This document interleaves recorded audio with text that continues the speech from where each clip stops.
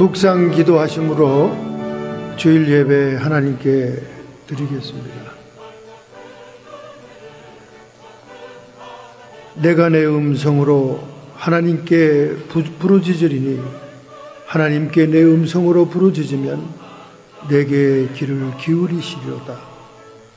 나의 하나님, 나의 환난 날에 내가 주를 찾았으며 밤에는 내 손을 들고 거두지 아니하였으며 내 영혼이 위로받기를 거절하였도다.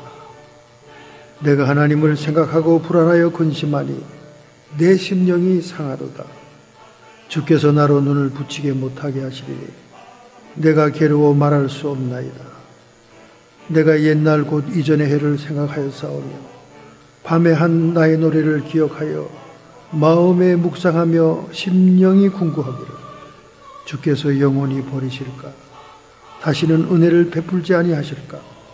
그 인자하심이 길이 다하였는가? 그 허락하심을 영구히 폐하셨는가? 하나님의 은혜 베푸심을 잊으셨는가? 노하심으로 그 흥류를 막으셨는가 하였나이다. 또 내가 말하기를 이는 나의 연약함이라 지존자의 오른손에 해 곧 여호와의 옛적 기사를 기억하여 그 행하신 일을 진술하리이다.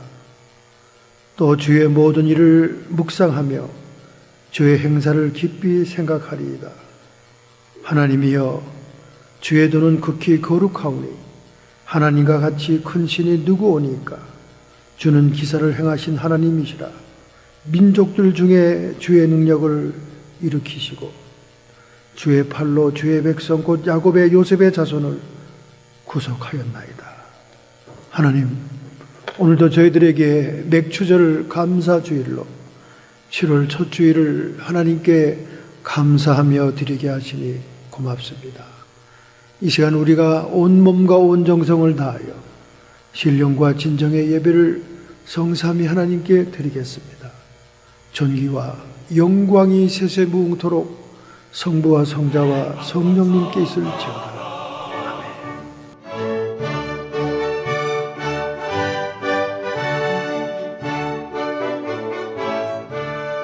지금 하나님의 보호하심 속에 오늘 하루의 모든 일을 맡기옵니다. 모든 실망스러운 일들을, 또 장애물들을, 망각했던 일들을, 태만했던 일들을 주님께 맡기옵니다. 모든 기쁘고 아름다운 것들을, 사랑을, 즐거움을, 성취를 맡기옵나이다. 사람들이 내가 행한 모든 일들을, 내가 그들을 위해 행한 모든 일들을 내 일과 기도로 맡기옵니다. 내가 사랑하는 모든 사람들 하나님의 돌보심에 맡깁니다. 하나님의 치료하시고 회복시키심을 맡기옵니다. 하나님의 부르심과 조성하심에 맡기옵니다. 우리 주 예수님, 나의 모든 허물과 실수를 정결히 씻어옵소서. 마가렛 크롬브 1886년부터 1980년까지 살았던 성도의 기도처럼 오늘도 저희들은 우리의 허물과 잘못을 주님 앞에 내놓사오니 어린 양 정결한 피가 우리를 깨끗게 하여 주옵소서. 예수님의 이름으로 참회의 기도 주님께 드렸사옵나이다. 아멘.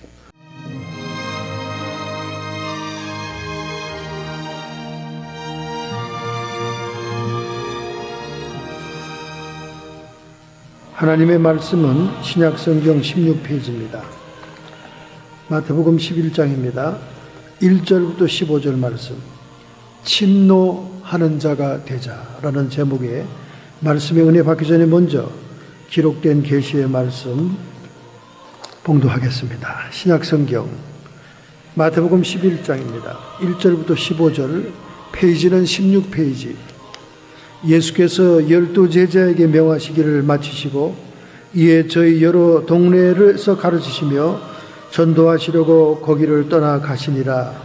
요한이 옥에서 그리스도의 하신 일을 듣고 제자들을 보내어 예수께 여짜오되 오실 그이가 당신이오니까 우리가 다른 일을 기다리오리까? 예수께서 대답하여 가라사대 너희가 가서 듣고 보는 것을 요한에게 고하되 소경이 보며 안전뱅이가 걸으며 문둥이가 깨끗함을 받으며 귀머거리가 들으며 죽은 자가 살아나며 가난한 자에게 복음이 전파된다 하라. 누구든지 나를 인하여 실족하지 아니하는 자는 복이 있도다 하시니라. 저희가 떠나며 예수께서 무리에게 요한에 대하여 말씀하시되 너희가 무엇을 보리고 광야에 나갔더냐? 바람에 흩날리는 갈대냐? 그러면 너희가 무엇을 보려고 나갔더냐? 부드러운 옷을 입은 사람이냐? 부드러운 옷을 입은 자들은 왕궁에 있느니라. 그러면 너희가 어찌하여 나갔더냐? 선지자를 보려더냐? 옳다 내가 너희에게 이르노니 선지자보다 더 나은 자니라. 기록된 바 보라 내가 내 사자를 내 앞에 보내노니 저가 내 길을 내 앞에 예비하리라 하신 것이 이 사람에 대한 말씀이니라. 내가 진실로 너희에게 말하노니 여자가 낳은 자 중에 세례 요한보다 큰 이가 일어남이 없도다. 그러나 천국에서는 극히 작은 자라도 저보다 크니라. 세례 요한의 때부터 지금까지 천국은 침노를 당하나니 침노하는 자는 빼앗느니라. 모든 선지자 및 율법에 예하는 것이 요한까지니 만일 너희가 즐겨 받을진대 오리라 한 엘리야가 곧 이 사람이니라. 귀 있는 자는 들을지어다. 아멘.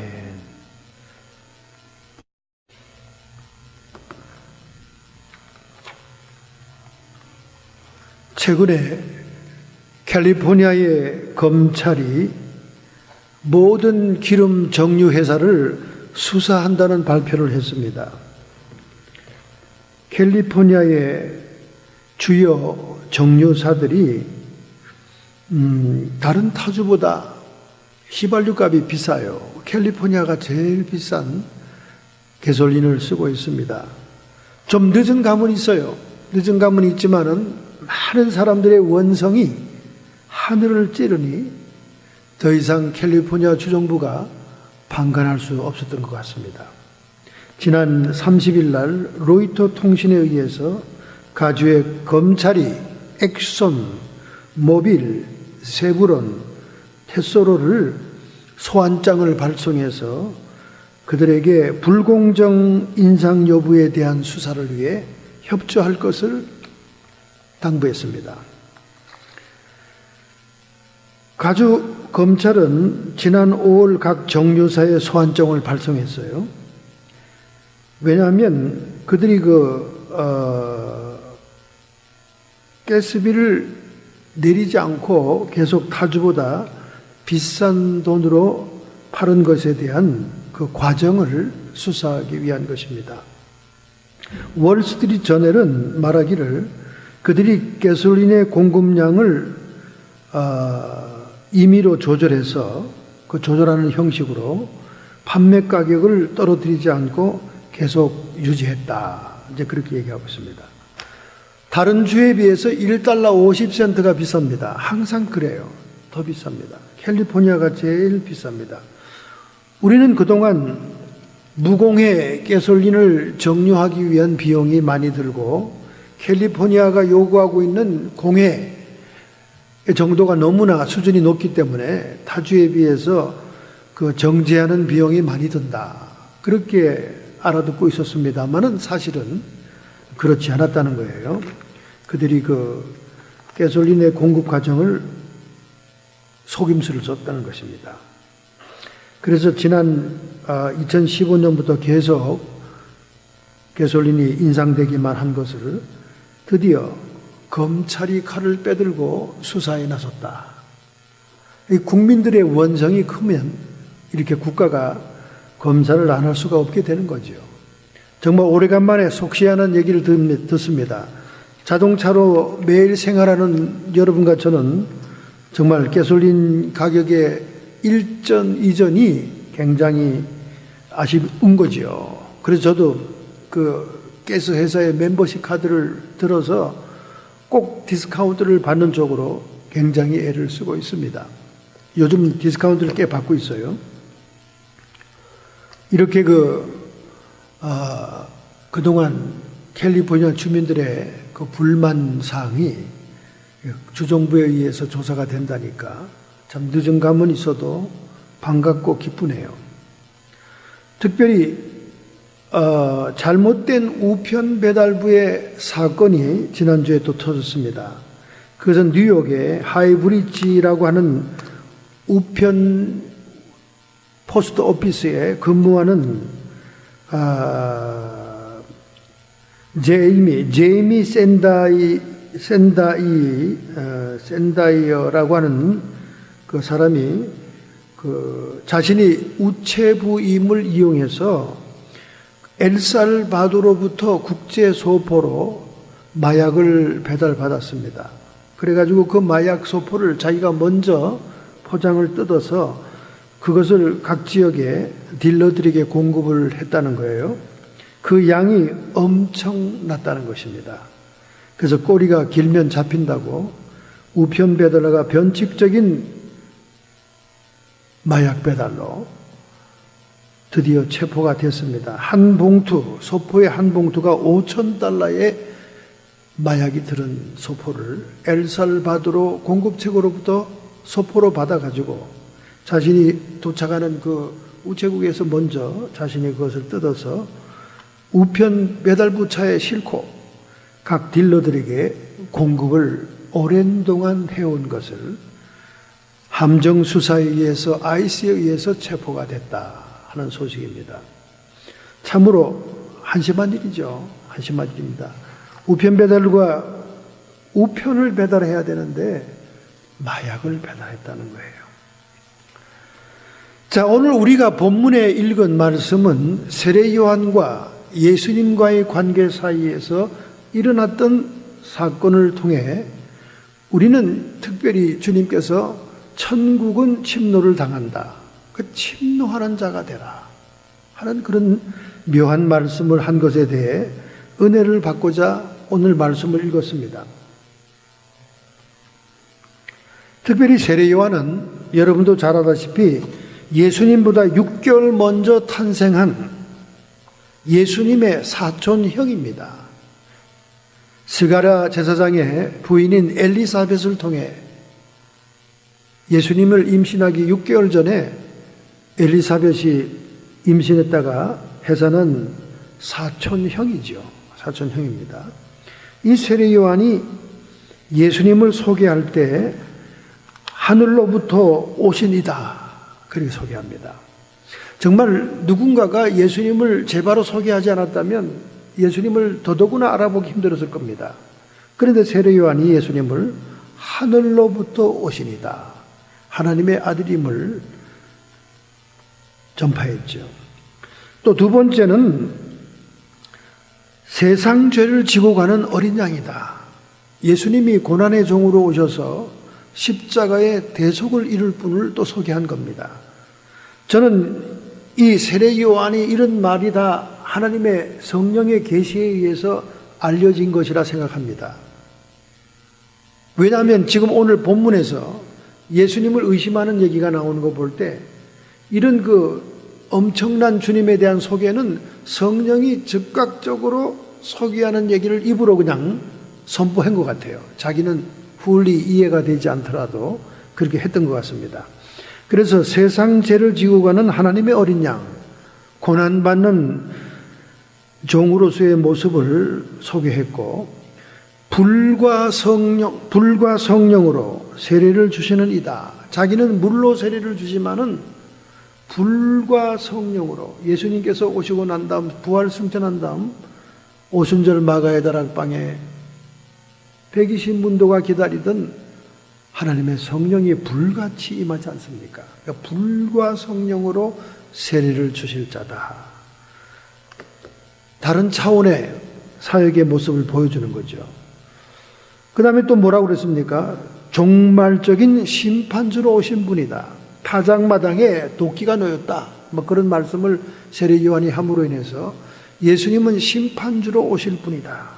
그렇게 얘기하고 있습니다. 이렇듯이 구약에 예언된 메시아 예수님도 복합적인 예언으로 중복해서 예언이 되어 있습니다. 그렇기 때문에 이스라엘 백성들도 헷갈리고 세례 요한조차도 헷갈린 거예요. 초림하시는 예수님과 재림하시는 주님은 전혀 다른 모습입니다.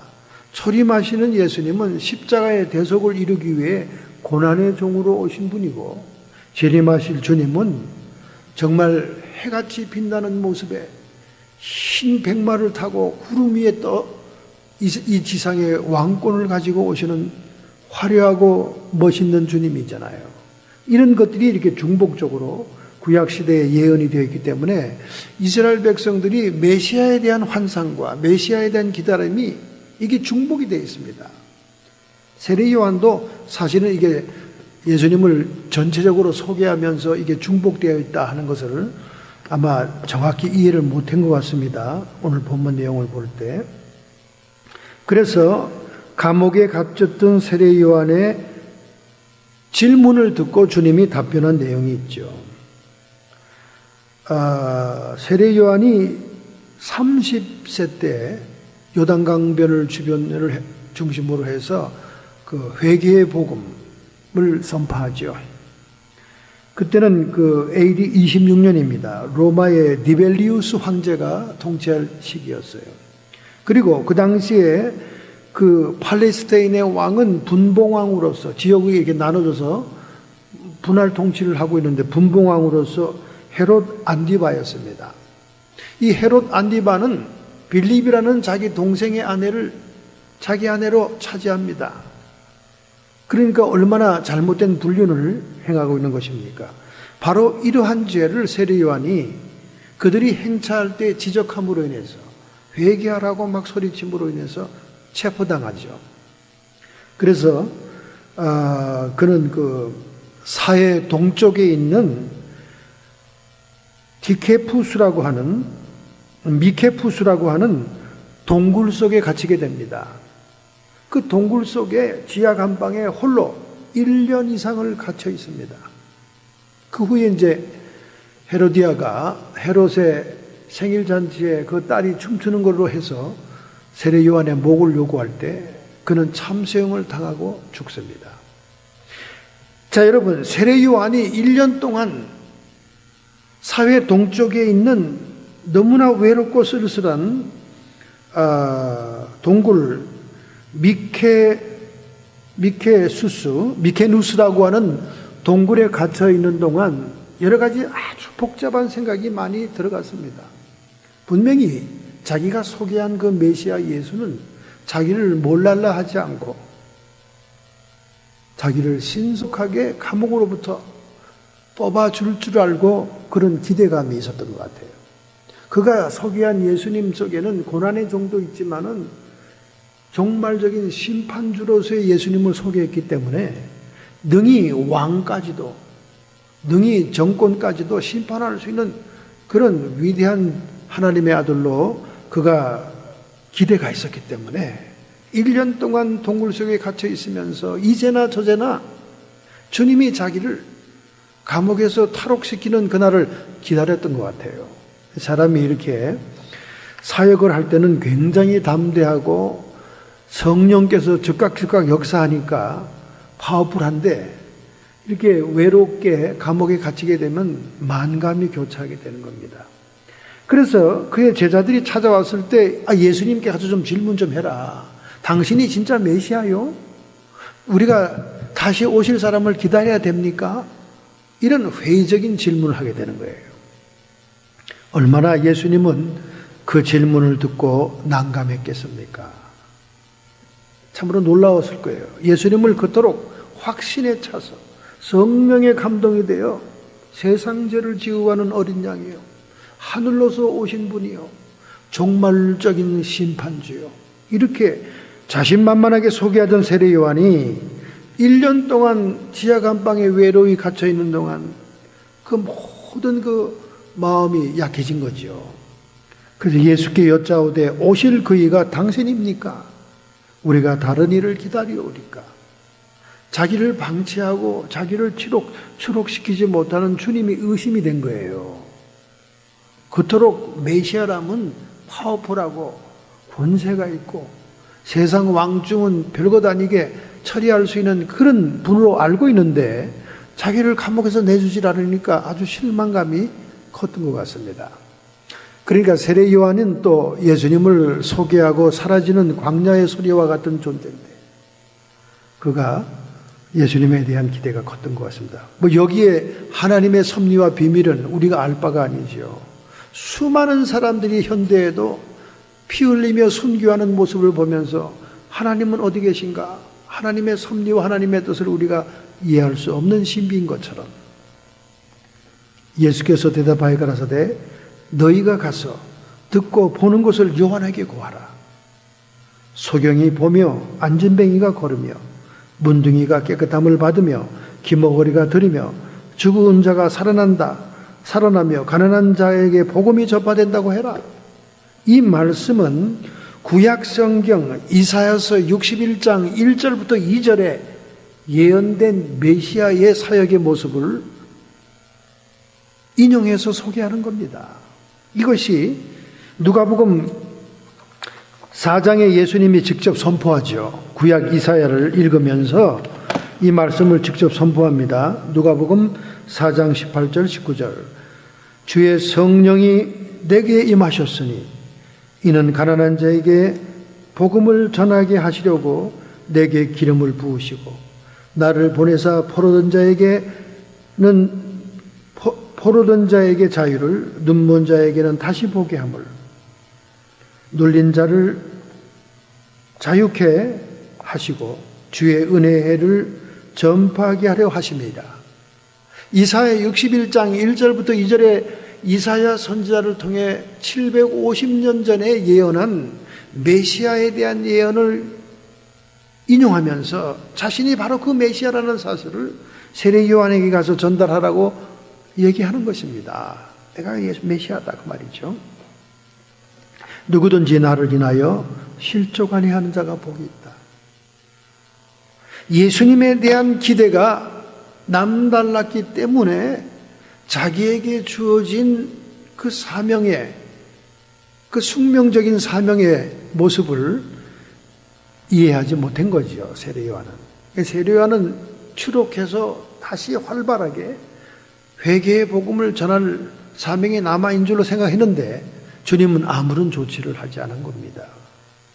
참으로 신비로운 것이 복음이 전파되기 전에는 반드시 피 흘림이 있어야 되는 것 같아요. 왜냐하면 피에 생명이 있고 피에 생명이 있으므로 히브리서 11장 17절 레위기서 11장 17절 피에 생명이 있으므로 피가 생명을 속한다 하는 그 원리와 말씀을 따라 하나님의 복음의 역사가 반드시 일어나기 전에는 수없는 피 흘림이 있더라고요. 우리 한국의 토마스 선교사만 해도 그렇잖아요. 토마스 선교사. 그 명문대학 신학대학을 졸업하고 영국에 와서 선교사 되기 위해 준비해서 한국에 들어오려고 시도했지만 대원군 세국 정책에 의해서 받아주지 않으니까 중국의 산동반도에서 대기하면서 한국말을 배우잖아요. 한국말을 열심히 배워가지고 미국의 샤만호가 대원군을 만나고 한국 정부를 만나기 위해 대동강변으로 올라간다고 하니까 거기에 통역관으로 탑니다. 제가 한국말을 열심히 해서 배웠으니까. 그런데 이 샤만호가 올라가다가 어떻게 됩니까?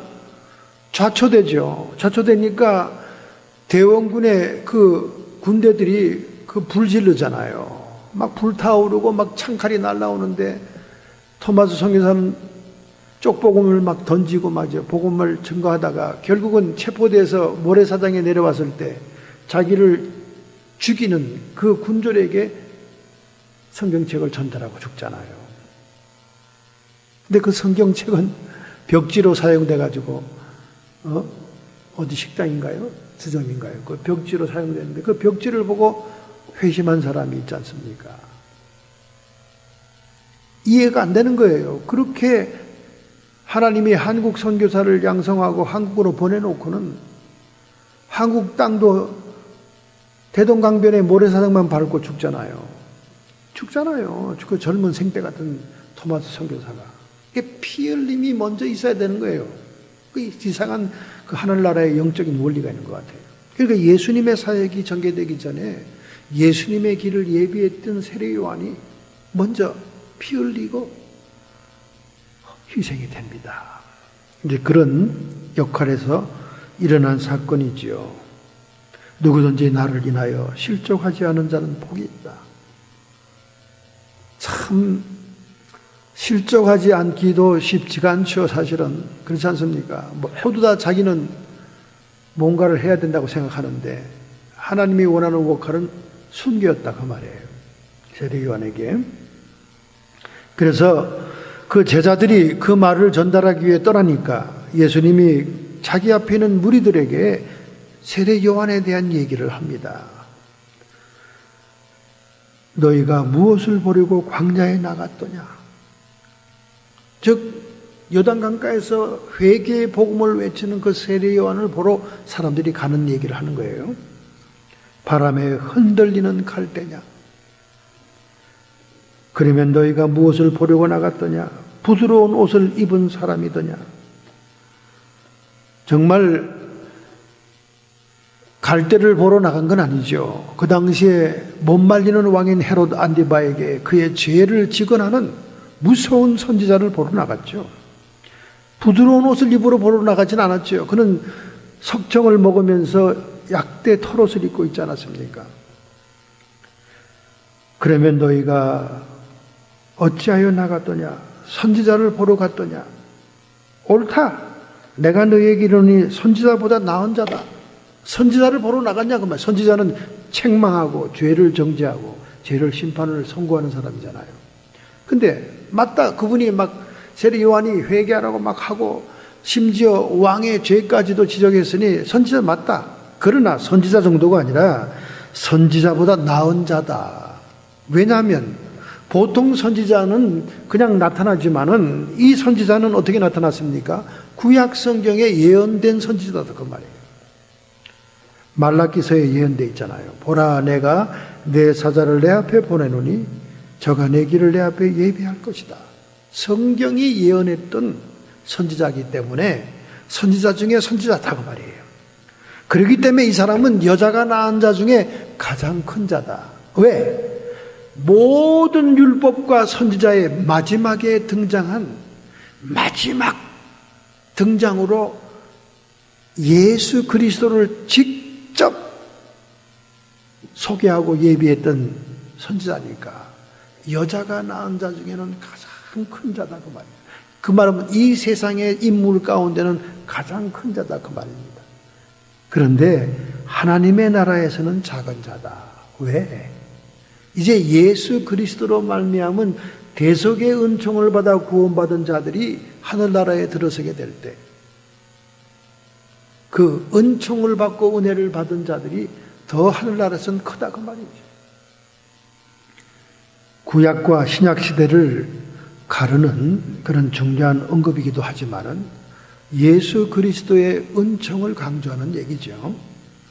자, 그런 얘기를 하면서 세례 요한에 대해서 얘기하고 끝에는 언급하기를 세례 요한의 때부터 지금까지 천국이 침노를 당하나니 침노하는 자는 빼앗으리라.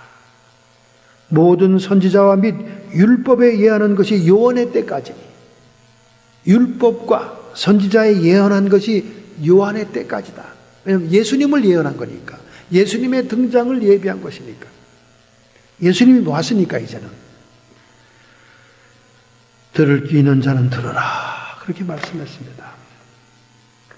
자, 세례 요한 때부터 천국은 침노를 당한다. 이 말씀은 복음이 담대하게 폭발적으로 선포되고 있기 때문에 이제 천국이 도래됐고 열렸다 그 말이에요. 그렇기 때문에 이제는 천국을 향해서 열심으로 열정을 가지고 달려드는 자들이 천국을 차지하게 된다. 이제 그렇게 얘기하고 있는 것입니다. 자, 그렇다면 천국을 침노할 자는 어떤 자가 침노하느냐 그 말이에요. 첫 번째 말씀입니다. 7절부터 11절에 있는 말씀을 중심해서 주님에 대한 나의 믿음을 시험하고 확증하자. 여러분, 세례 요한이 회의에 빠지고 예수님을 의심한 사건으로부터 이 말씀이 나온 겁니다. 그러므로 우리는 믿음을 갖되 올바른 믿음을 가져야 돼요. 올바른 믿음. 여러분과 저의 믿음이 올바른 믿음이냐? 그 올바른 믿음을 가진 자라야 천국을 침노할 수가 있는 거예요. 그럼 올바르지 않은 믿음이 뭐냐? 예수님이 언급을 했습니다. 갈대와 같은 믿음. 변덕이 맞고 흔들리고 바람 따라 물결 따라 환경 따라 믿음이 흔들리는 것이라면 갈대의 믿음입니다. 갈대. 올바르지 않은 믿음 첫 번째는 갈대 같은 믿음. 여러분이 처한 환경과 고난과 역경 앞에서 흔들리는 믿음을 얘기하는 거예요. 여러분, 순교하는 현장에 모두 다 순교하겠습니까? 아니에요. 죽음의 공포와 그 아픔과 고통을 두려워서 주님을 배반하는 사람이 더 많습니다. 더 많아요. 그래서 여러분과 저는 환경에 타협하지도 않고 변덕을 부리지도 않고 변절하지도 않는 그런 올바른 믿음을 소유해야 됩니다. 갈대와 같은 믿음은 안 된다 그 말이에요. 여러분, 이 말이 쉬운 말 같지만은 전혀 쉽지가 않습니다. 오늘 여러분과 제가 생활하고 있는 이 현실 속에도 얼마나 타협적인지 몰라요. 돈 되니까. 직장 때문에 주일도 못 지키고 타협되는 거죠. 돈 되니까. 내 이해관계 때문에 환경적인 것도 마찬가지입니다. 환경을 따라 우리의 믿음이 사라졌다 생겼다 합니다. 변덕스러운 건 이루 말할 수가 없죠. 정말 우리의 모습이에요. 갈대와 같은 신앙이. 자, 두 번째, 부드러운 옷을 입은 자냐. 부드러운 옷은 왕궁에 있는 자들이 입고 있다. 이 말은 무슨 말입니까? 세상적인 믿음을 얘기하는 거예요. 믿음을 갖고 있긴 하지만 오직 세상 것을 얻기 위한 믿음이다 그 말이지. 간단하게 하면 번영신학과 기복주의 신앙이다 그 말이에요. 오늘날 성전에 앉아있는 대부분의 신앙인들이 부드러운 옷을 입기 위해서 믿음을 갖습니다. 왕궁에 있는 자들은 세상의 부귀영화를 추구하는 극단적인 사람들을 얘기하는 거예요. 그 왕궁에 있는 사람만 부드러운 옷을 입습니까? 오늘 현대에는 모든 자들이 명품을 입기를 원하잖아요. 세상 것을 추구하는 겁니다. 끝이 없어요. 세상을 추구하는 일에 끝이 없습니다. 오늘 여러분이 믿고자 하는 그 믿음이 부귀영화를 추구하느냐 그 말이지. 세상 것을 추구하냐 그 말입니다. 일찍이 요한일서 2장 15절 17절에 말씀합니다. 이 세상이나 세상에 있는 것들을 사랑하지 말라. 우리가 세상에 있는 것들을 유용하게 사용하고 쓰기는 하지만은 집착하고 사랑하지 말라는 거예요. 누구든지 세상을 사랑하면 아버지의 사랑이 그 속에 있지 아니하리라. 우리가 세상 것을 막 집착하고 사랑하고 추구하면 세상령을 따라가다 보면 세상령은 우리의 마음속에 가득 차게 되고 하나님의 성령은 없다 그 말이에요. 하나님의 사랑이 너희 속에 있지 않느니라. 우리가 세상을 사랑하고 세상 것을 추구하는데 하나님 사랑이 들어와 있을 자리가 없죠. 세상 것으로 가득 차 있는데 아버지의 사랑이 그 속에 있지 아니한다. 여러분, 이건 무서운 얘기입니다. 아버지의 사랑이 우리 안에 있지 않다 그러니까 뭐 사랑은 뭐 받아도 되고 안 받아도 되고 뭐 우선 뭐 세상 것으로 누리면 되니까 아니에요. 하나님이 사랑이 없다는 것은 하나님과 아무 상관이 없다는 얘기입니다. 즉 하늘나라와 상관이 없다는 거예요. 세상 나라 심판받고 멸망할 때 같이 멸망당할 사람이다 그 말이죠. 무서운 거예요. 이게 단순한 말이 아닙니다.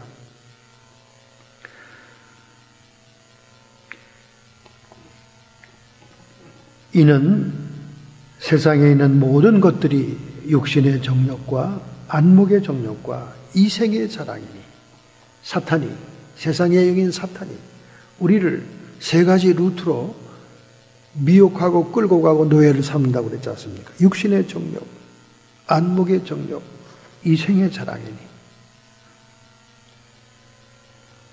다 아버지께로 쫓아온 것이 아니요 아버지께로 쫓아오지 않았다는 건 뭡니까? 사탄에게서 왔다 그 말이죠. 아버지께로 쫓아온 것이 아니에요. 이 세상으로 쫓아온 것이다. 세상령으로 쫓아온 것이다 그 말이에요. 이 세상도 그 정욕도 지나가되 그토록 누리고자 하고 누렸던 세상 부귀영화, 이 모든 마귀로부터 미혹을 받았던 이 세상 것들이 다 사라진다 그 말이에요. 다 사라진다. 결국 내가 죽을 때 사라질 뿐만 아니라 세상이 이제 마지막 심판당할 때 다 사라진다 그 말이에요. 오직 하나님의 뜻대로 행하는 자는 영원히 거하느니라. 여러분, 이 세상에서 세상 것에 집착하지 않고 하나님의 뜻을 추구하고 하나님의 뜻을 행하고자 애썼던 사람들이 영원히 산다. 그렇게 말하고 있는 거예요. 이 말씀 속에 천국 백성의 자격이 다 나오고 있는 겁니다. 그런데 여러분, 얼마나 세상 것 부드러운 옷을 포기하기가 힘든지요. 오늘 여러분의 믿음이 부드러운 옷을 추구하는 믿음은 아닙니까? 그것이 번영신학이요. 프리메이슨들이 추구하는 것이요. 그리고 그것이 기복주의 신앙. 샤머니즘을 통해서 무당에게, 만신에게 무당을 통해 구복했던 그 모든 신앙생활, 그것들이 다 기복적인 신앙이다 그 말이죠. 세 번째 올바르지 않은 믿음이 뭡니까? 세 번째는 선지자 얘기하고 있죠. 선지자는 올바른 믿음이죠. 선지자는 책망하는 사람입니다. 인간은 죄성으로 죄 지을 수밖에 없는 존재니까 깨닫게 해서 돌이키게 하는 것이 선지자의 사명이에요. 그러니까 선지자는, 구약시대의 선지자는 책망하고, 책망하면서 회개치 않은 자들에게는 심판을 선고하는 자입니다. 그러니까 이 선지자를 아주 사람들이 기피하고 좋아하질 않아요. 오늘날도 이 마지막 때의 특징이 기가 가려워서 바른 교훈을 쫓지 않고 자기에게 달싹한 교훈, 자기에게 좋은 교훈만 전달한다 그 말이에요. 심지어 오늘날도 성령의 은사로 예언기도 해주고 하나님의 말씀을 증거해줘도요, 자기가 듣고 싶은 얘기만 듣습니다.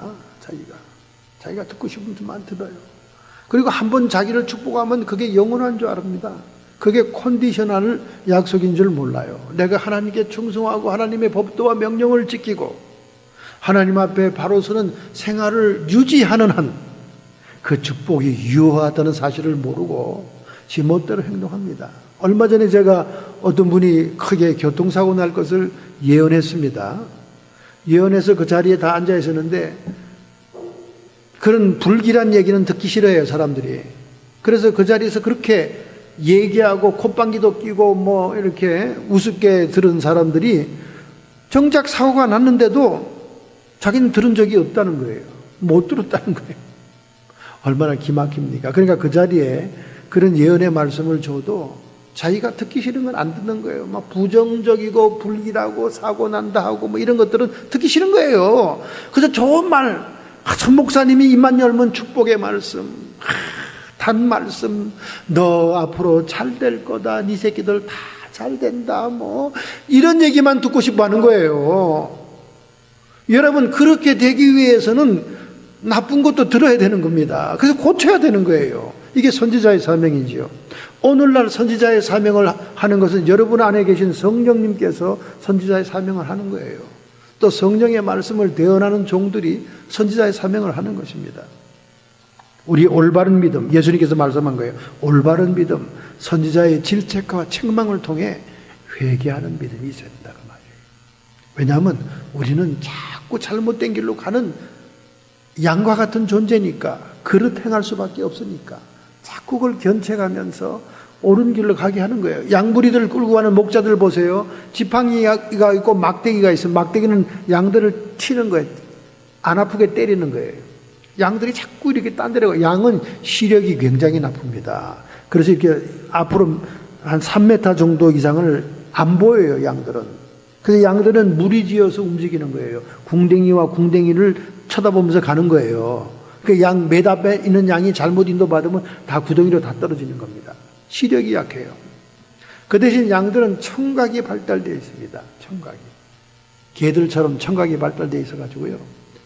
조그만 소리에도 막 펄쩍펄쩍 뛰고 놀래요. 천둥벼락 치면 막 사방으로 흩어지고 막 소리를 지르고 놀랍니다. 양들은 청각이 발달되어 있어요. 그래서 내 양은 내 음성을 아느니라. 그게 목자에 대한 얘기가 나오잖아요. 내 양은 내 음성을 아느니라. 다른 목자가 부르면 절대 안 가요. 그리고 다른 이름을 부르면 움직이지 않아요. 자기 이름을 자기가 알아요. 양들이 귀가 발달되어 있습니다. 이것은 뭘 얘기합니까? 오늘 우리 성도들도 마찬가지죠. 성도들이 눈은 잘 발달되지 않아요. 영적으로 잘 못 봅니다. 그러나 귀는 발달되어 있습니다. 설교 말씀 듣죠. 그렇잖아요? 하나님의 종들의 말씀을 들을 수 있는 귀가 있기 때문에 그런 거죠. 그래서 예수님이 말한 올바른 믿음이라는 것은 선지자의 견책과 책망을 받아 회개하는 믿음을 얘기하는 겁니다. 그런데 세례 요한은 구약 성경 말라기에 이사야에 예언된 선지자이기 때문에 선지자 중에 큰 자다 그 말이에요. 예언된 선지자니까. 그러므로 우리는 올바른 믿음을 갖기 위해서는 세상 나라와 하나님 나라를 대비시켜야 됩니다. 우리가 하나님 나라에 속할 것인가? 우리가 하나님 나라에 속할 것인가? 세상 나라에 속한 자들은 권세와 힘을 원합니다. 세상 나라에서는 힘 있는 자가 높은 자예요. 돈 많아서 힘이 있고 명예가 있어서 힘이 있고 지식이 많아 재능이 많아 힘이 있고 권세가 지배하는 것이 세상 나라입니다. 그러나 하나님의 나라는 은혜가 지배하는 거예요. 하나님의 나라. 얼마나 하나님의 사랑을 받았느냐, 얼마나 하나님의 은총을 받았느냐, 얼마나 하나님의 은혜를 깨달았느냐, 그것이 하나님 나라에서 큰 자다 그 말이에요. 큰 자다 그 말이죠. 그래서 우리는 메시아에 대한 예언마저도 세상 나라적으로 해석을 하니까 메시아가 굉장히 힘이 있는 사람인 줄 알고 있는 거예요. 힘이 있어야 된다고 생각하는 거예요. 그래서 초림하시는 주님이 고난받는 종으로 대속 사역을 이루기 위해서 오신 종임에도 불구하고 세례 요한조차도 힘과 권세로 헤롯 안디바를 누르고 자기를 지하 감방에서 건져주기를 기대했던 거예요. 메시아도 너무 세상적인 소견으로 봤다는 겁니다. 메시아도 우리가 하나님 나라의 소견으로 시야로 봐야 주님의 모습이 전체가 보이는 거예요. 오늘 여러분과 제가 이 세상을 살아가더라도 세상 나라만 보고 좁은 시야로 보면 요 7, 80년 세상이 끝입니다. 요 눈에 보이는 화려하고 아름다운 것이 끝이에요. 안목의 정욕으로 비춰지는 그 아름답고 찬란한 이 세상, 육체의 정욕으로 보여지는 내가 먹는 것, 입는 것, 누리는 것에 대한 그것으로 끝나는 거예요. 이생의 자랑으로 보이는 세상 나라, 내가 명예를 추구하고 다른 사람이 나를 어떻게 생각하느냐, 다른 사람이 나를 괜찮은 사람이라고 생각하느냐, 다른 사람의 시선을 의식하고 부귀와 명예를 추구하는 그러한 세상 나라의 시선이다 그래야죠. 세례 요한이 세상 나라만 생각했다면 서운할 수밖에 없고 실종할 수밖에 없습니다. 목숨이 끊어지면 끝나니까. 그러나 하나님 나라의 시야로 더 크게 넓혔다면 내가 목숨이 끊어지는 것은 하늘의 미랄이 되어 피가 생명을 속하니 내 피가 먼저 하나님 예수님 복음사에게 거름이 되리라. 이런 자기 희생적인 생각을 했어야 된다고 말이죠. 근데 이런 생각하기가 쉽지 않죠. 사실은 참 쉽지 않습니다. 우리의 목숨이 영혼으로 연결된다고 생각하면 순교를 당할 수 있어요. 우리의 목숨이 이 세상 육신적인 삶으로 끝날 것이라 생각한다면 죽으면 안 되지. 개똥밭에 굴러도 인생이 좋죠. 자, 두 번째, 올바른 믿음을 가진 자라야 천국에 들어갈 수, 천국을 침노할 수 있다면 두 번째는 어떤 겁니까?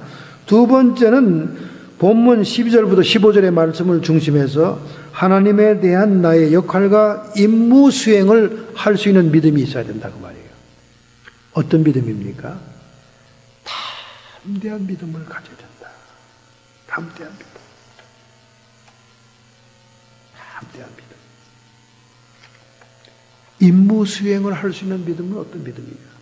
올바른 믿음만 가지고 있다고 해서 소극적이고 행동이 없으면 천국을 침노할 수가 없습니다. 침노라는 것은 어택하는 거예요. 아주 적극적인 행동입니다. 우리가 은혜로 구원도 받고 하지만은 우리가 가만히 있다고 천국의 상급과 기업과 유업이 있는 게 아니거든요. 침노, 적극적인 모습을 보여주는데 그 적극적인 믿음은 담대한 믿음이어야 된다 그 말이에요. 할렐루야. 담대한 믿음. 히브리서 10장 35절에 말씀합니다. 그러므로 너희 담대함을 버리지 말라. 이것이 큰 상을 얻으니라. 할렐루야. 여러분, 우리가 국민학교 체육대회를 하더라도 열심히 트랙을 뛰는 사람이 1, 2, 3등 상급을 받는 거예요. 노트라도 공책이라도 받으려면 뛰어야 돼. 출발선에서 안 뛰고 엄마만 쳐다보고, 엄마 도시락 싸왔어? 밥 먹을 생각만 하고 있는 애들은요 절대 상을 못 받습니다. 그러나 출발선에서 막 열심히, 그냥 저희 어머니가 얼마나 옛날부터 달리기를 잘하시는지요. 어린이 체육대 학부형으로 가면 항상 1등 했습니다. 조그만 양반이 얼마나 야무진지, 그냥 달리기는 내 거다 이렇게 생각하고 출발선에 서 있기 때문에요 꼭 1등을 하시더라고. 꼭 1등을 하세요. 그러니 그 아들도 1등 하기를 기대하는 거예요. 항상 내가 1등 하는데 너도 1등 해야 된다. 그러니 엄마처럼 뛰려고 막 그냥 폼을 잡아야 1등으로 들어가죠. 여기 유업이 있고 상급이 있는 천국을 침노하는 자는 담대한 믿음을 가져야 된다는 거예요. 히브리서 10장 35절 말씀하지 않습니까? 그러므로 너희의 담대함을 버리지 말라. 이것이 큰 상을 얻느니라. 할렐루야. 뻔뻔한 친구들이 밥도 얻어먹더라고. 뻔뻔한 친구들이. 예? 뻔뻔한 친구들이 밥도 잘 얻어먹어.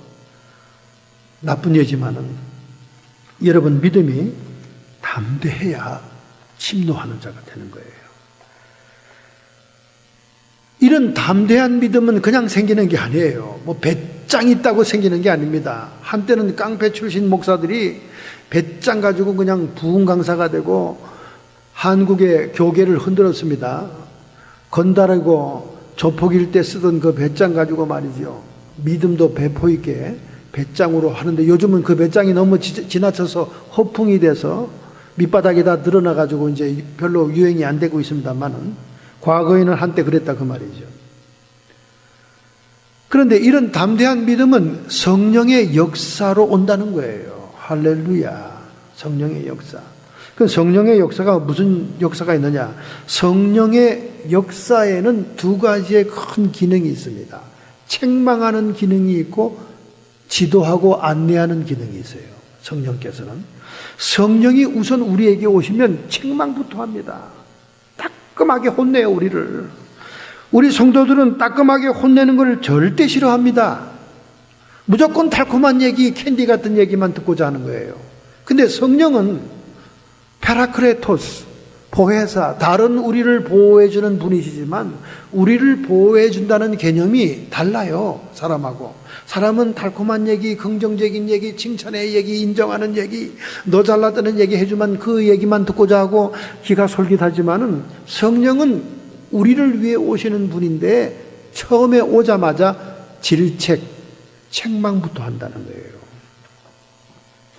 요한복음 16장 8, 9절이죠. 저가 와서 죄에 대하여, 의에 대하여, 심판에 대하여 세상을 책망하시리라. 우리가 그토록 좋아하는 세상을 성령은 책망한다는 거예요. 세상을 책망한다니까. 성령이 책망하는 세상을 우리가 끼안고 있으면 안 되죠. 세상을 책망하시리라. 죄에 대해서라면 저희가 나를 믿지 않는 것이요, 의에 대해서라면 내가 다시는 너희가 나를 보지 못하는 것이요. 육신의 예수님을 못 보는 걸 얘기하는 거예요. 의에 대해서라는 건. 심판에 대해서라면 세상 임금이 심판을 받았습니다.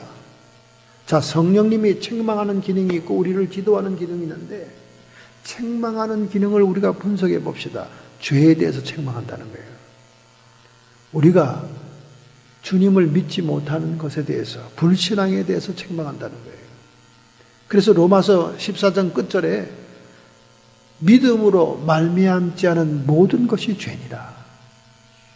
예수님을 믿는 마음으로 행하지 않은 것은, 그것이 자선사업이든 그것이 선행이든 간에 그건 죄다 그 말이에요. 얼마나 수준 높은 신앙입니까? 대학생 시절 성경 토론할 때 이 구절 가지고 얼마나 목사들한테 대들은지 봅니다. 청년들이. 아니, 목사님 말이 됩니까? 믿음으로 말미암지 않은 모든 것이 죄라니요. 그럼 내가 선행을 하고 누굴 도와주고 뭐 해도 예수님의 이름으로 안 한 것, 예수님을 믿는 마음으로 안 한 건 다 죄란 말입니까? 이야, 그거 굉장히 신랄하게 비판합니다. 근데 뭐 성경이 그렇다는데. 예수님을 믿는 믿음으로 행한 것만이 선이고 의고 그 외에는 죄다 그 말이에요. 선행 자체도 죄다 그 말이에요. 이해가 안 되는 분이 많을 겁니다. 근데 영적인 세계에 눈이 떠지면요, 이해가 됩니다. 선행이 교만이 될 수 있고 자선사업이 자기 사랑이 될 수 있고 죄가 됩니다, 결국은. 그래서 성령은 이러한 죄에 대해 책망한다는 거예요. 자, 두 번째는 의에 대해서. 너희가 다시는 나를 보지 못할 것이다. 이 말은 무슨 말입니까? 이 말을 바꾸면 육신으로 오신 주님을 다시 못 본다. 이 말은 뭡니까? 내가 십자가의 죽음을 당한다, 그 말입니다. 십자가의 죽음을 당하는 것이 무슨 의와 상관이 있고 책망하는 것인가? 관계 있습니다. 그 당시에 예수님을 십자가에 처형했던 종교 지도자들, 유일하신 하나님 여호와를 섬기는 산헤드린의 멤버들은 예수님을 죽이는 것을 하나님의 의를 이루는 것이라 생각했습니다. 그러니까 의를 판단해도 성경에 기록된 예언에 의해서 판단하는 것이 아니고, 하나님이 판단하는 의가 아니고 자기들이 생각하는 의를 주장한 거죠. 예수님을 십자가에 못 박으면서 자기들은 의를 행한다고 생각했습니다. 하나님을 위해서 한다고 얘기했어요. 바로 이런 의를 얘기하는 거예요. 이걸 self-righteousness, 자기의라고 합니다. 오늘날 교회 오래 나오고 예수 믿은 지 오래되고 중직자고 성직자인 사람일수록 이 의를 책망받아야 돼요. 이 의를. 자기는 의롭다는 거예요. 오늘날 LA의 법정에 들어가 있는 교회들마다 그 교회에 분열된 성도들이 각자 뭐라 그러는지 아세요? 우리는 하나님의 공의를 주장하는 것이다. 하나님은 살아있어. 하나님의 편이야. 우리는 하나님을 위해서 싸우는 거야. 하나님을 위해서 싸우기 때문에 우리는 끝까지 법정 투쟁해. 변호사 비용이 아깝지 않아. 한쪽 편만 그러면 그쪽이 한쪽이 하나님 편이겠는데 다 그렇게 얘기해요. 다 이쪽 편도 그러고 저쪽 편도 그러고. 그럼 마귀 편은 누구야? 분쟁하고 다투고 투쟁하는 것 자체가 전부 다 마귀 편입니다. 그런데 자기들은 하나님의 공의를 위해 싸운다는 거예요. 이 동네에서도 하나님의 공의를 위해 싸운 지 30년이 넘는 그런 교단도 있습니다. 제가 골치 아파서 그런 교단에 안 들어가요. 각자 다 공의가 있어. 이 의를 책망한다는 거예요. 자기가 옳다고 하는 것을 성령이 오셔서 책망해야 비로소 깨닫는 겁니다. 이제 이 예수님을 못 박은 자들이 주님이 재림할 때 자기의 가슴을 친다는 거 아닙니까? 왜? 성령이 깨닫게 해주시니까. 너희들이 그토록 하나님을 사랑하고 공경하는 의미에서 못 박은 예수, 너희가 의라고 주장했던 것이 다 악이다. 성령의 책망에서 깨닫는 거예요. 오늘날 수많은 사람들이 스스로 의로운 자가 되어 있어요. 성령이 이걸 책망한다는 거예요. 죄를 책망받아서 회개하는 정도는 수준이 중간 이하의 신앙이고, 의를 책망받아서 회개하는 것은 신앙 수준이 상반부에 속하는 겁니다. 그러니까 자신이 의롭고 깨끗하고 하나님의 일을 많이 하고 있고 자기는 천국의 아름목에 들어가 있다고 확신에 차 있는 사람들은 이 의의 책망을 하나님께부터 받아야 돼요, 성령. 그래서 그것이 뼈저리게 통해가 돼야 됩니다. 그래야 세마포를 입을 수 있어요. 이 말을 알아들을 수 있는 사람 몇 명이나 될지 모르겠습니다. 심판, 세상 임금이 심판을 받았느니라. 예수 그리스도가 십자가에서 정사와 권세를 밝히 드러내시고, 정사는 로마의 정권, 권세는 그 당시의 종교지자들의 종교 권세, 그 정치 권세든 종교 권세든 그 배후에 있는 사탄의 정체를 드러내시고 십자가에서 승리하셨느니라. 예수님께서 십자가에서 승리했기 때문에 세상 임금이 이미 심판받은 자라는 것을 성령이 깨닫게 해주신다 그 말이에요. 성령이 책망한다 그 말이에요. 그래서 성령의 권능이 나가는 거예요. 귀신과 마귀들이 권리를 주장하고 사람들을 점유하고 있을 때 너희들은 이미 심판받은 자들이다, 패배한 자들이다, 성령이 책망함으로 그들을 쫓아내는 거예요. 성령의 권세와 능력으로 축사되는 겁니다. 그러므로 이런 모든 것들도 자신이 하는 것이 아님을 깨달아야 한다 그 말이죠. 할렐루야. 여기 책망한다는 말이 킹제임스 버전에 reprove라고 나와 있습니다. reprove, 질책한다는 말이에요. 똑같은 말입니다. reprove. 여러분, 성령이 처음 와서 우리에게 하시는 일은 책망이에요. 그러니까 교회 나와 책망받기를 즐거워해야 됩니다, 여러분. 책망받기를 당연하게 생각해야 돼요. 설교의 톤이 책망조로 나가면 전부 다 듣기 싫어서 채널을 끕니다. 안 들으려고 그래요. 안 들으면 자기 손해야. 보약은 선약입니다. 선약이 보약이에요. 성령의 첫 번째 기능을 거부하는 거죠. 책망은 듣기 싫어. 좋은 얘기만 해. 고름이 텅텅 차 있고 썩을 대로 썩은 육신을 덮기만 하면 우리가 건강해집니까? 수술을 해서 환부를 끊어내야 우리가 남은 생애를 건강하게 살 수 있는 겁니다. 할렐루야, 할렐루야. 감사한 얘기죠.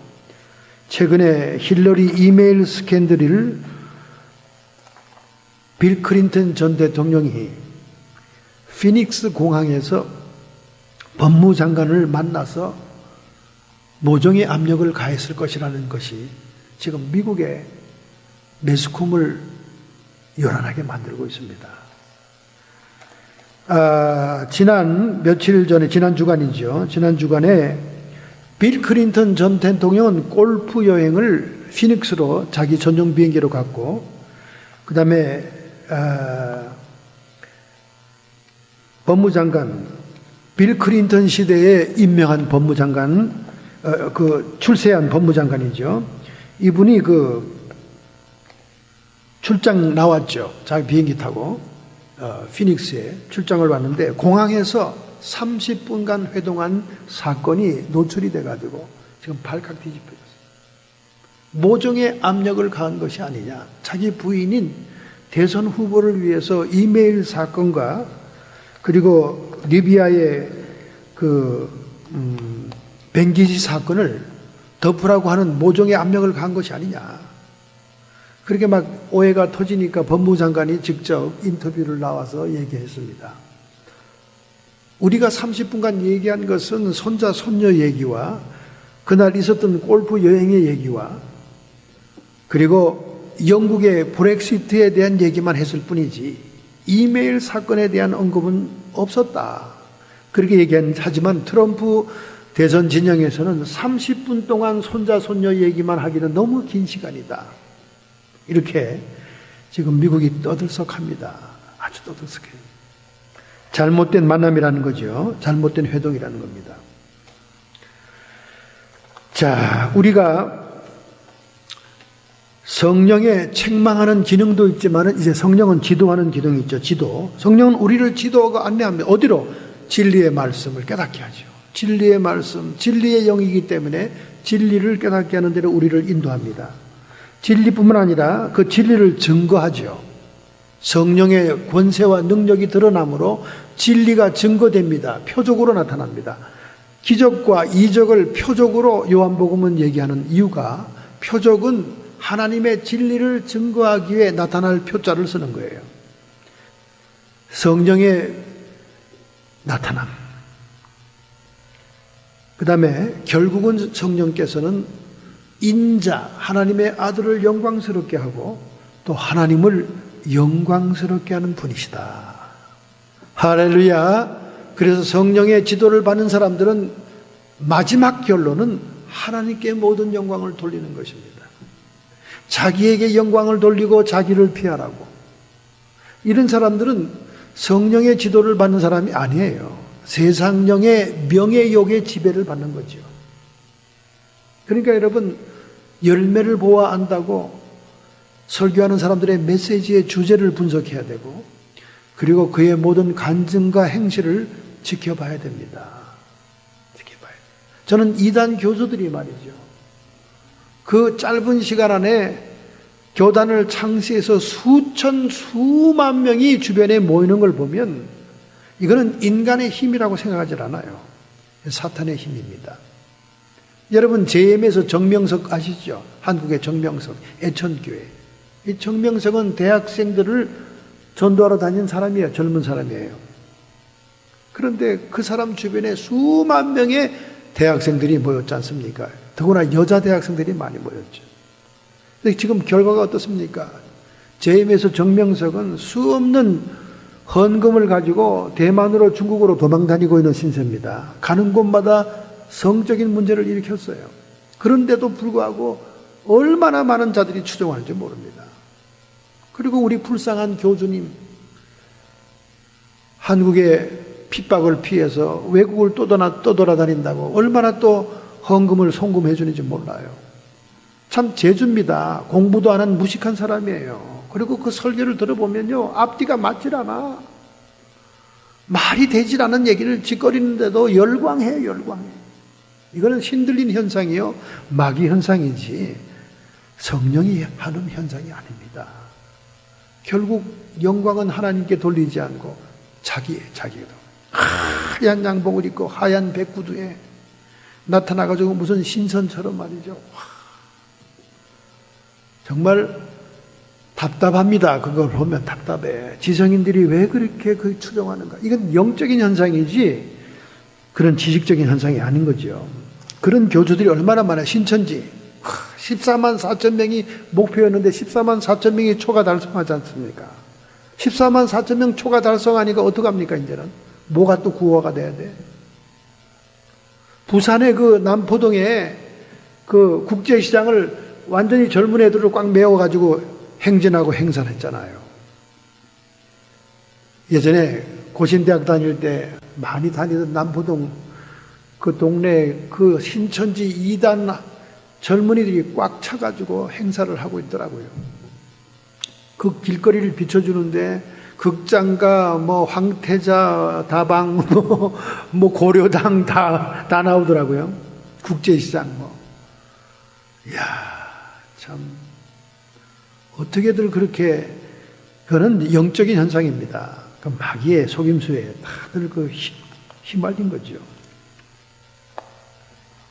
성령이 지도하는 사람은 진리를 깨닫고 진리 안으로 인도함을 받으며 또 진리를 증거하는 성령의 표적의 역사, 권능의 역사가 나타나고, 그리고 결국은 이 모든 것을 통해 하나님께 영광 돌리는 현상으로 나타나게 되는 것입니다. 바로 이것이 담대한 믿음을 가진 자들이 천국을 침노할 때 일어나는 현상인 줄로 믿습니다.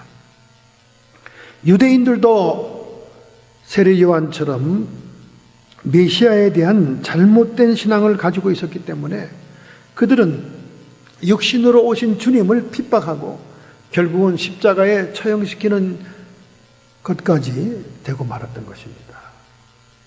오늘날도 많은 사람들이 예수님에 대한 잘못된 생각을 많이 가지고 있어요. 단순히 예수님을 세상에서 내가 잘 되는 것을 도와주시는 분으로 알고 있습니다. 그런 신앙은 올바른 신앙이 아닌 것이죠. 할렐루야. 우리가 올바른 생각을 갖지 못하는 것 중에는 음식에 대한 것도 있어요. 초콜릿을 얼마나 우리가 경계합니까? 그죠? 애들도 초콜릿 먹으면 못 먹게 하느라고 정신이 없잖아요.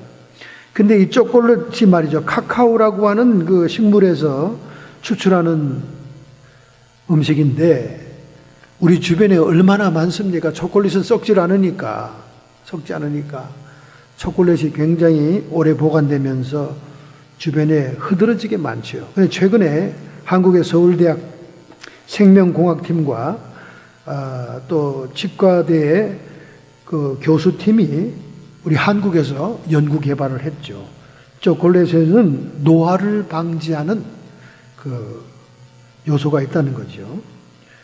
그 노화를 방지하고 피부의 주름을 없애고 또 우리 모든 혈관을 튼튼하게 하는 것이 있다. 우리가 초콜릿을 아주 경계하는 것 생각을 우리가 버려야 되죠, 저는. 그러나 초콜릿에 많은 당분이 함유된 것은 아이들이 이빨이 썩게 되고 또 당뇨병에도 관계가 있으니까 당분이 섞이지 않은 다크 초콜릿, 씁쓸하고 쓰디쓴 맛을 가지고 있는 본래의 맛이 간직되어 있는 다크 초콜릿을 먹는 것이 우리의 건강에 좋다는 겁니다, 여러분. 이제 그런 초콜릿에 대한 나쁜 인식을 바꿔주는 연구 발표가 지난 주간에 있었습니다. 특별히 올바르지 않은 믿음 가운데는 이슬람교를 우리가 들 수가 있습니다. 제가 지난주에 동영상 카톡을 여러 사람에게 보냈어요. 아프리카 한 동네에서 이슬람 교도들이 기독교인들을 박해하고 폭력하고 불에 태워 죽이는 장면, 생생한 장면이 요즘은 인터넷과 아이폰 카메라가 발달돼 가지고 현장을 숨어서 찍을 수 있으니까 그 찍은 걸 제가 여러 사람에게 보냈습니다.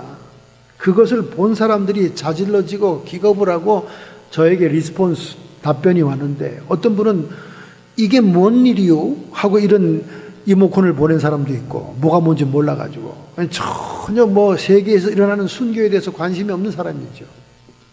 답답한 신앙인들입니다. 어떤 사람은 왜 그렇게 무섭고 징그러운 걸 목사님 보내셨어요? 원망하는 사람도 있더라고. 안 봤으면 좋아할 걸 왜 보냈습니까? 어떤 사람은 목사님 정말 감사합니다. 제가 신앙생활이 너무 나태하고 세상적이고 내 이익만을 위해서 추구하는 신앙이었는데 예수님 이름 때문에 저렇게 처절하게 매맞으며 구덩이에 처박혀 나뭇가지에 불태워 죽이는 모습을 볼 때 나는 내 신앙이 가짜임을 회개합니다. 그렇게 보낸 분도 있고요. 어떤 분은 막 우는 분도 있고 별 사람 다 있어요. 아마 여러분 어떤 분은 동영상을 거절도 보지도 않았을 거예요. 목사님이 보내는 건 뭐 신통한 거 있겠어? 아유, 들춰보지도 않은 분도 있을 겁니다. 근데 들춰보면 기절할 노릇이죠. 그냥 기독교인들을 세워놓고 그냥 온 사람이 지나가면서 때립니다. 때리고는 구덩이다 몰아놓고는 그 마른 나뭇가지들을 막 덮어서 불질러서 다 태워 죽이잖아요. 근데 아무도 대들지도 않고 항거하지도 않고 불의 구덩이에서 나오지도 않아요. 거기서 그냥 다 타 죽습니다. 여러분, 이것이 저 먼 나라 아프리카의 일일까요? 이제 미국도 서서히 다가오고 있습니다. 벌써 IS 이슬람 테러들이 민간인들을 살해하고 죽이는 모든 사건들이 이런 것의 일부입니다. 이런 것의 일부예요.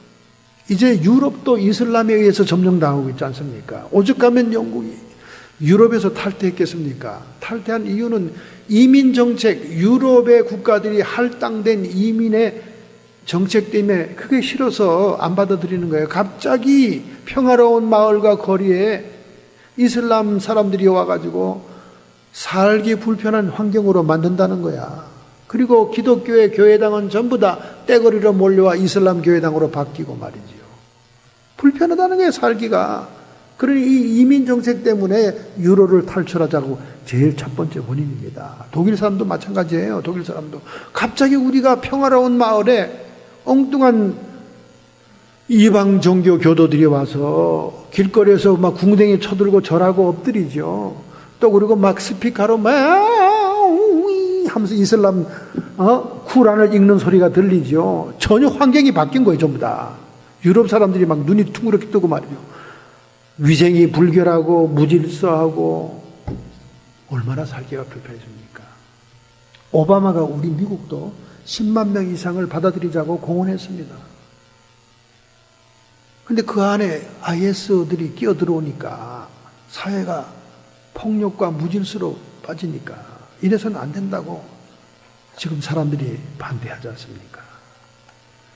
이슬람교는 기독교 선교의 실패의 교훈이 얘기하는 것입니다.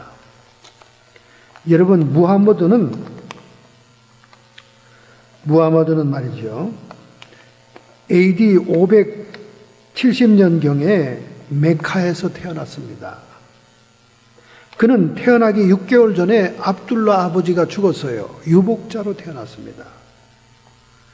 그가 6살 때 어머니까지도 죽습니다. 어머니도 죽어요. 그래서 결국 그는 외삼촌과 할아버지 손에 키움을 받습니다. 그렇기 때문에 삼촌과 할아버지가 그 무역 대상이었습니다. 낙타를 타고 무역하는 사람이었어요. 12살부터 무하마드는 할아버지와 삼촌을 따라 그 대상에 끼어서 세계 여행을 다닙니다. 중동의 여행을 다니죠. 그러다 그는 수많은 종교를 접촉하게 됩니다. 여러분 생각해 보세요.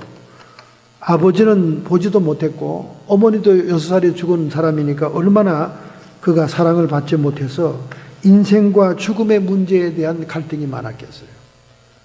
그래서 그는 종교에 심취하게 되죠. 종교에 심취하게 되죠. 그 당시에 중동에는 다신교밖에 없었습니다. 그래서 그는 그 당시에 중동에 있었던 이단 종파인 조로아스터 종교와 또 네비우스 이단 축출된 기독교와 이런 종교들을 이제 만나게 되죠. 그러다가 그런 종교의 영향을 받고 그의 그 살고 있는 동네에 바로 옆에 히라산이라고는 돌산이 있었는데 그 거친 돌산에서 동굴에 들어가 그가 밤새워 가며 명상하고 기도하는 종교 생활에 심취하게 됩니다. 그러다 어느 날 그가 계시를 받았다고 하면서 종교를 창설하게 되죠. 그는 불교의 영향도 받고 요가의 인도의 영향도 받고 기독교의 일부 이단의 영향도 받고 여러 가지 종교에 섞여서 영향을 받습니다. 그가 계시를 받았다고 할 때는 이렇게 과부자를 틀면 부상해서 이동하는 그런 현상도 일어났대요. 물론 뭐 전설적인 얘기입니다만은. 그러나 요가 명상하는 사람들은 가부좌 틀고 앉아서 이렇게 부상하는 그런 역사가 일어납니다. 그 배후에는 사탄이 있지만은. 이렇게 해서 아주 잡종교를 만들죠. 잡종교를. 그가 제대로 된 선교사에 의해서 신앙 지도를 받았더라면 기독교에 제대로 된 신앙을 가졌을 텐데 그가 여러 지역을 떠돌아다니면서 조금씩 접촉했던 종교의 영향을 받았습니다. 결정적으로 그가 아주 상당히 기독교적이고 유교적인 쿠란을 작성한 거 볼 때 사람들은 그가 1, 2세기에 유행했던 영지주의 영향을 받았을 것이다. 그노시스트 영향을 받을 것이다. 이렇게 추측합니다. 그래서 그 쿠란에 보면 아주 성경도 인용하고 구약도 인용하는 복잡한 아주 그 두서없는 정경이지요. 오바마는 끝까지 이슬람 교도들이 평화적인 종교인이라고 얘기합니다. 물론 많은 선량한 종교인들이 사람들이 평화적이긴 하겠죠. 그러나 결과가 뭡니까? 테러 집단에 의해서 세계에 테러 당하지 않는 동네가 없습니다. 얼마나 테러가 심한지 몰라요. 그것은 쿠란에 그렇게 기록이 되어 있습니다.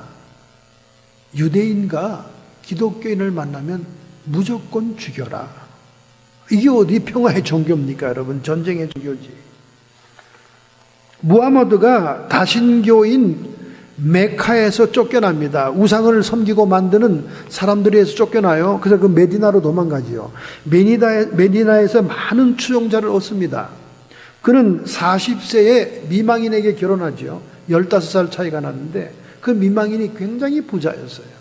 그 부자의 재산을 통해 그의 종교가 확장됩니다.